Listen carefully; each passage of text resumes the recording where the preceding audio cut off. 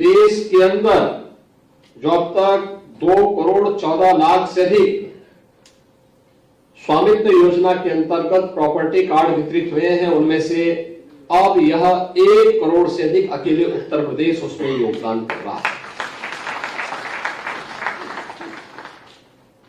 यह एक महत्वपूर्ण कदम इसलिए भी है,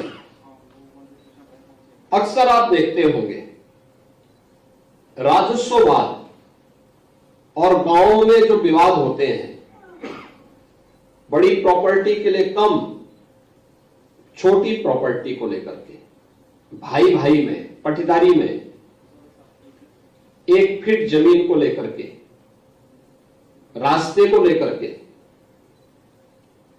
नादे को लेकर के, ये विवाद अक्सर सुनने को मिलते थे। जो दबंग होता था, जो मजबूत होता था, वह 1 फीट इधर उधर बढ़ जाता था और फिर कमजोर व्यक्ति परेशान होता था। वह किसी के पास जाता था पैमाइश करने में या अपनी जमीन के लिए, तो उसके पास कोई कागज भी नहीं होते थे। अगर वो अधिकार भी जमाने का प्रयास करता था तो फिर मारपीट होती थी और इसमें बहुत कभी कभी जघन्य अपराध हो जाते थे। गरीब की सुनवाई नहीं होती थी,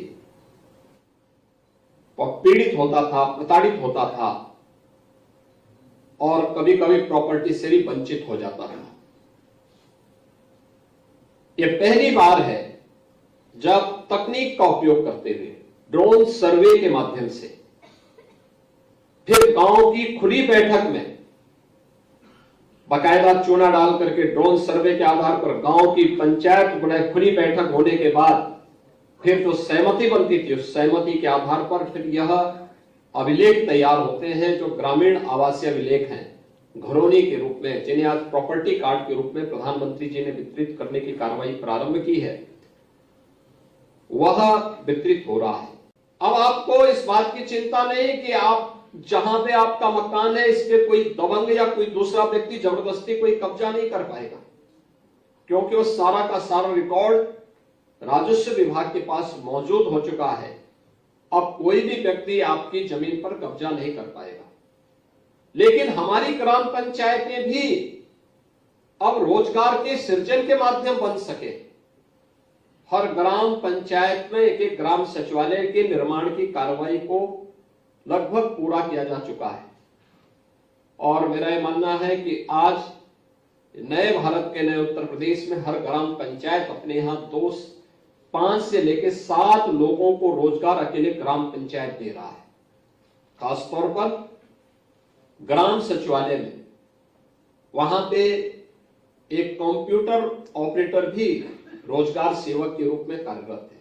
उसी गांव का कोई पढ़ा लिखा नौजवान, उसका चयन इस आधार पर हुआ है। उस गांव में ही वह व्यक्ति गांव के लोगों को जिन कार्यों के लिए उन्हें ब्लॉक में, तहसील में और जनपद में आकर के भटकना पड़ता था, जाति प्रमाण पत्र के लिए, आय प्रमाण पत्र के लिए, निवास प्रमाण पत्र के लिए, ऑनलाइन वह सब उसको उस ग्राम सचिवालय में ही वो उपलब्ध करवा सकता है। एक रोजगार वह प्राप्त हुआ। गांव का वित्तीय लेन देन गांव के अंदर हो, वीसी सखी उसी गांव में मौजूद है। वह भी गांव की ही बेटी या गांव की ही बहू है। यह भी गांव में एक नया रोजगार यह भी सृजित हुआ है। गांव में fair price shop, modern shop के रूप में वही खुले और उसमें छोटा सा वेयर हाउस भी बने। यह इसके पास बन गया, एक व्यवस्था हो गई। एक व्यक्ति को, 1-2 लोगों को वहां रोजगार मिल सकता है।